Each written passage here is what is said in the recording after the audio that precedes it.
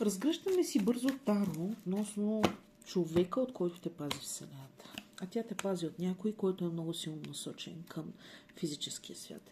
Някой, за който това, което се случва с парите и с бита е по-важно от всичко останало. Някой, който ти пробутва илюзии и някой, който може да се стигне с него до разгръщане на голямо количество неща, които се случват, но трябва да се отървеш от илюзиите за него и за света.